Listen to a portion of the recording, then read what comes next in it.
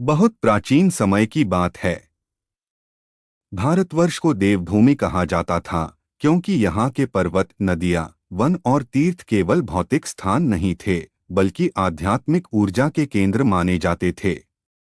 ऋषिमुनि तपस्या करते थे, राजा धर्म का पालन करते थे, और सामान्य लोग भी अपने जीवन को ईश्वर की भक्ति से जोड़कर देखते थे। उसी समय से एक ऐसी यात्रा का महत्व बढ़ने लगा जिसे बाद में चार धाम यात्रा के नाम से जाना गया। यह केवल तीर्थयात्रा नहीं थी, बल्कि आत्मा की शुद्धि और मोक्ष की ओर बढ़ने का मार्ग मानी जाती थी।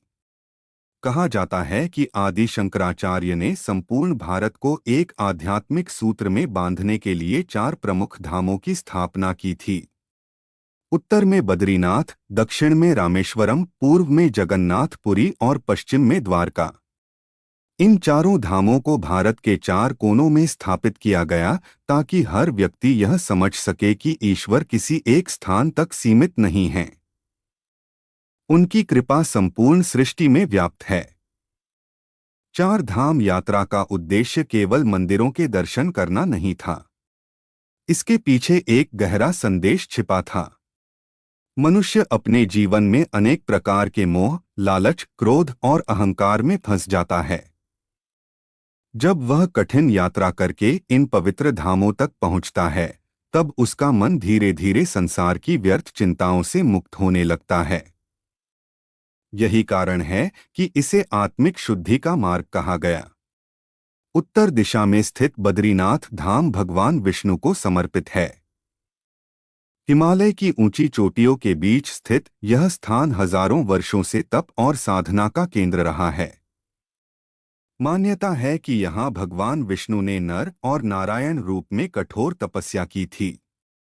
जब कोई श्रद्धालु बद्रीनाथ पहुँचता है, तो उसे ऐसा अनुभव होता है जैसे वह संसार की भागदौड़ से दूर किसी दिव्य लोक में प्रवेश कर गया हो।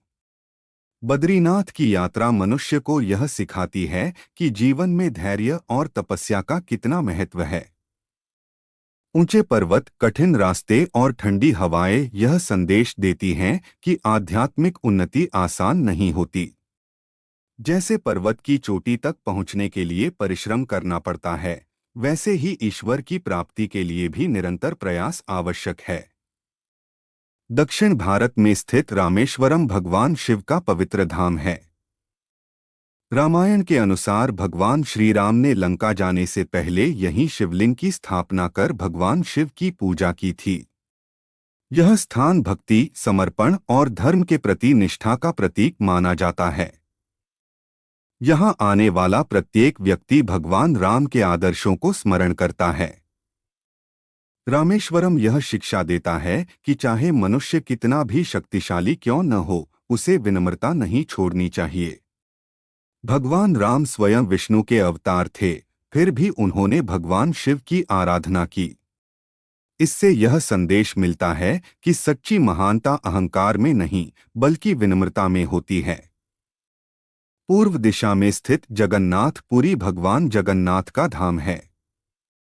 यहाँ भगवान कृष्ण अपने भाई बलराम और बहन सुभद्रा के साथ विराजमान हैं। जगन्नाथ का अर्थ है जगत के नाथ, अर्थात संपूर्ण संसार के स्वामी। यह धाम प्रेम, करुणा और सार्वभौमिक भाईचारे का प्रतीक माना जाता है। पुरी की सबसे बड़ी विशेषता यह है कि यहाँ भगवान को किसी विशेष वर्ग या जाति तक सीमित नहीं माना गया। वे सबके भगवान हैं। यहाँ आने वाला हर भक्त समान भाव से दर्शन करता है। यह धाम मनुष्य को सिखाता है कि ईश्वर के समक्ष सभी समान हैं। पश्चिम दिशा में स्थित द्वारका भगवान श्री कृष्ण की नगरी है। महाभारत काल में यह नगर वैभव और धर्म का केंद्र था। कहा जाता है कि श्री कृष्ण ने मथुरा छोड़कर द्वारका को अपनी राजधानी बनाया था। आज भी यह स्थान भक्तों के लिए अत्यंत पवित्र माना जाता है। द्वारका मनुष्य को यह संदेश देती है कि संसार में रहते हुए भी धर्म का पालन किया जा सकता है। श्री कृष्ण ने राजा, मित्र, गुरु और मार्गदर्शक के रूप में अनेक भूमिकाएं निभाईं, लेकिन हर परिस्थिति में धर्म को सर्वोपरि रखा। यही शिक्षा द्वारका धाम से प्राप्त होती है। चार धाम यात्रा का एक गहरा आध्यात्मिक अर्थ भी है। कुछ संत बताते हैं कि ये चार धाम मनुष्य के जीवन के चार चरणों का प्रतीक हैं। बद्रीनाथ ज्ञान का, रामेश्वरम भक्ति का, जगन्नाथ पुरी प्रेम का और द्वारका कर्म का प्रतिनिधित्व करता है। जब मनुष्य इन चारों गुणों को अपने जीवन में धारण कर लेता है, तब उसका जीवन सफल हो जाता है। प्राचीन समय में तीर्थ यात्रा करना अत्यंत कठिन कार्य था। न आधुनिक वाहन थे, न सुविधाजनक सड़कें। लोग महीनों तक पैदल चलकर इन धामों तक पहुंचते थे। लेकिन फिर भी लाखों श्रद्धालु यात्रा करते थे, क्योंकि उनका विश्वास था कि यह यात्रा केवल शरीर की नहीं, आत्मा की भी यात्रा है। यात्रा के दौरान व्यक्ति अनेक कठिनाइयों का सामना करता है। कभी मौसम प्रतिकूल होता है, कभी रास्ते कठिन होते हैं। लेकिन यही कठिनाइयां उसे धैर्य, सहनशीलता और विश्वास सिखाती हैं। जब वह अंतः धाम पहुंचता है तो उसके भीतर एक नई ऊर्जा और शांति का अनुभव होता है। शास्त्रों में कहा गया है कि मनुष्य अपने जीवन में अनेक प्रकार के कर्म करता है। कुछ कर्म शुभ होते हैं और कुछ अशुभ। चार धाम यात्रा को उन कर्मों की शुद्धि का एक माध्यम माना गया है। यह केवल बाहरी यात्रा नहीं, बल्कि भीतर के दोषों को पहचानने और उन्हें दूर करने का अवसर भी है। एक बार एक वृद्ध संत से किसी ने पूछा, क्या केवल चार धाम के दर्शन कर लेने से मोक्ष मिल जाता है? संत मुस्कुराए और बोले, यदि मन में परिवर्तन न हो तो हजारों यात्राएं भी व्यर्थ हैं। लेकिन यदि यात्रा के दौरान मन शुद्ध हो जाए, अहंकार समाप्त हो जाए और ईश्वर के प्रति प्रेम जाग जाए, तो वही मोक्ष का मार्ग बन जाती है। चार धाम यात्रा का महत्व इसलिए भी बढ़ जाता है क्योंकि यह मनुष्य को प्रकृति के निकट ले जाती है। हिमालय की ऊंचाइयां, समुद्र की लहरें, पवित्र नदियां और प्राचीन मंदिर यह अनुभव कराते हैं कि ईश्वर केवल मूर्तियों में ही नहीं, बल्कि संपूर्ण सृष्टि में विद्यमान हैं। कई भक्त बताते हैं कि चार धाम यात्रा के बाद उनका जीवन बदल गया। उनके भीतर पहले से अधिक शांति, संतोष और सकारात्मकता आ गई। इसका कारण यह है कि यात्रा मनुष्य को अपने वास्तविक स्वरूप के निकट ले जाती है। वह समझने लगता है कि धन, पद और प्रतिष्ठा क्षणिक हैं, जबकि आत्मा और ईश्वर का संबंध शाश्वत है। धर्मग्रंथों में यह भी कहा गया है कि चार धाम यात्रा केवल वृद्धावस्था में ही नहीं करनी चाहिए। जीवन के किसी भी चरण में यदि अवसर मिले तो इस यात्रा का अनुभव करना चाहिए, क्योंकि यह यात्रा मनुष्य को जीवन के गहरे सत्य सिखाती है।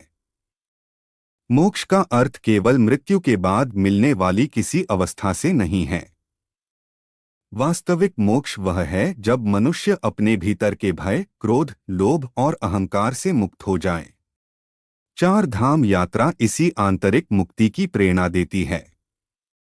यह बताती है कि सच्ची स्वतंत्रता बाहर नहीं, भीतर प्राप्त होती है। जब कोई श्रद्धालु चारों धामों के दर्शन करके लौटता है तो वह केवल तीर्थयात्री नहीं रहता।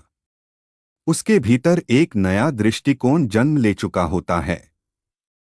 वह संसार को पहले से अधिक करुणा, प्रेम और श्रद्धा की दृष्टि से देखने लगता है। यही इस यात्रा का सबसे बड़ा चमत्कार है। इस प्रकार चार धाम यात्रा को मोक्ष का सबसे पवित्र मार्ग इसलिए कहा जाता है क्योंकि यह मनुष्य को ईश्वर के निकट ले जाने के साथ साथ उसके भीतर छिपी दिव्यता को भी जागृत करती है।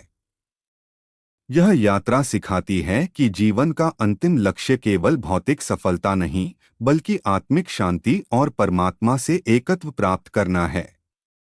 जो व्यक्ति इस सत्य को समझ लेता है, उसके लिए हर कदम तीर्थ बन जाता है और उसका पूरा जीवन ही मोक्ष की ओर बढ़ने वाली एक पवित्र यात्रा बन जाता है।